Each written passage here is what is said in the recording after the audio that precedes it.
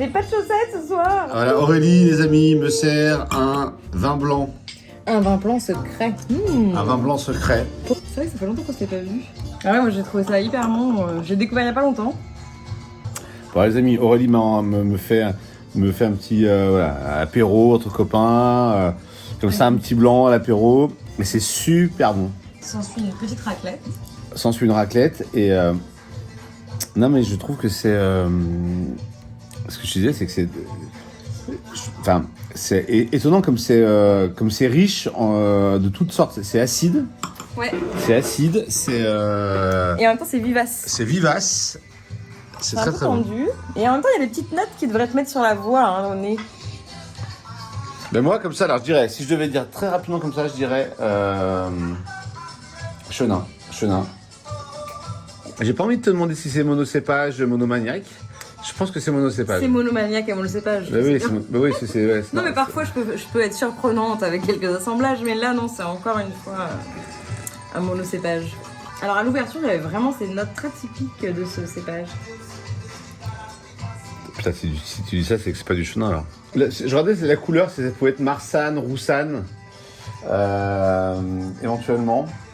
C'est frais ça, hein. C'est frais. Ouais, c'est bien frais, C'est bien, hyper frais et tout. bien caillou un peu quand même. Hein. Ouais. En tout cas, c'est super bon. C'est vraiment déjà, super ça bon. fait plaisir. Ah non, mais j'adore. Ça, je pourrais en acheter. Bah, moi aussi, d'ailleurs, j'en ai acheté. Non, c'est français ça. Moi, je sens la France là. Tu sens la France. Ouais, je sens la France. Ouais. Franchement, je sens la France. Ça m'étonnerait que ça soit suisse ou italien ça, ou espagnol ou grec. Je vois pas.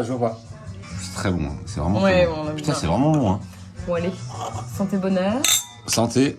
Amour. Allez, moi je dis que c'est un chenin de 2020 de la Loire. Voilà ce que je dis. Alors, et nous, on va découvrir ce test-là. Je vais quand même mettre une chaussette. Et c'est donc un Riesling allemand. Non, c'est français ça. Moi je sens la France là. C'est un Riesling allemand? Ça aurait pu être un Riesling d'Alsace, mais c'est un Riesling allemand pour le coup. Non, mais tu déconnes. Non, un monocépage. Je suis à la rue, Riesling allemand. je dis français, je dis que je suis sûr que c'est français. Déjà. Non, mais ça aurait pu être français. Le Riesling, il est aussi bien en France qu'en Allemagne. Et c'est assez proche au niveau des. Voilà, on peut.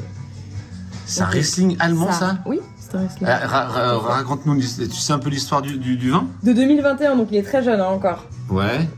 Effectivement. Oh la vache, c'est super. Cette vigneronne était très sympa, elle parlait vraiment de ses vins avec amour, alors donc tout en anglais évidemment, mais elle a que des vins comme ça sur la tension en fait, avec plus ou moins effectivement des vins qui sont plus riches ou moins riches selon les cas. Et je pense que j'ai pris dans les moins riches, moins opulents, toujours sur cette ligne bien granite, mais il y a quand même un peu de matière, on est d'accord, et je trouve que c'est assez intéressant. Un petit verre à l'apéro ou alors pour ensuite manger.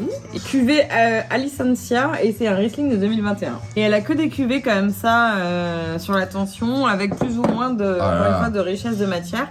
Et c'était très joli. Alors franchement, j'y connais rien parce que j'ai dit que c'était sûr que c'était fond. Mais ça sentait tellement là, c'est fou. Mais il y Comme avait quoi, quand même ces petites notes pétroleuses au départ typiques du Riesling et qu'on retrouve. du sol schisteux, dirait Pierre. Alors Pierre aussi, tiens, Pierre, si tu nous écoutes, Pierre, on t'embrasse déjà. on pense à toi. Et Pierre, tu disais sur une vidéo, je vais mettre le petit extrait, tu disais que tu n'avais jamais bu un bon vin allemand.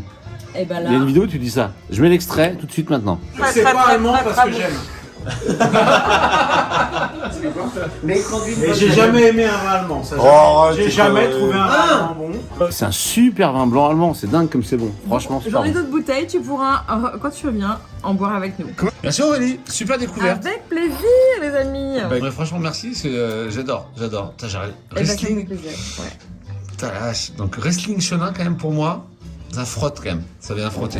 Mais pourtant, il y avait ces petites notes pétroleuses de départ, mais parfois. Et quand je dis Chenin, tu ça trouves part. que quand je suis à la rue ou pas? Pour toi, non, ça pourrait. Mais non, mais forcément, de toute façon, il y a plein de moments où Ouais. on peut se planter, où les choses peuvent se ressembler. Et... Si j'avais dit Riesling allemand, ça aurait été fort quoi. Déjà, tout simplement Riesling, parce qu'en fait, c'était pas tant qu'il soit allemand, parce que je suis pas sûre qu'il y ait énormément. Il y a des différences de terroir, bien sûr. Mais en même temps, si t'es du côté de l'Allemagne qui est proche de la France, t'auras pas forcément une énorme, tu sais, des fois, différence dans le Riesling. Ouais. Après, il y a vraiment, la typicité quand même du Riesling, c'est ce nez pétroleux au départ, c'est typique quand même. Hein. Là, on l'a moins. Ça dépend des sols, d'après certains. Oui, ça dépend mais bien des sols. sûr. Bien sûr. mais souvent quand même il y a ces petites notes là et voilà, en tout cas c'est. Eh ben merci pour la découverte du vin allemand. Je m'attendais pas que tu m'amènes en Allemagne, tu vois, franchement. Bah c'était. Je m'attendais à ce que tu m'amènes en Savoie, dans la soirée raclette. Voilà, mais c'est mon côté surprenant. Ouais, c'est surprenant. Toujours un peu à côté. Merci Aurélie. Mais avec plaisir.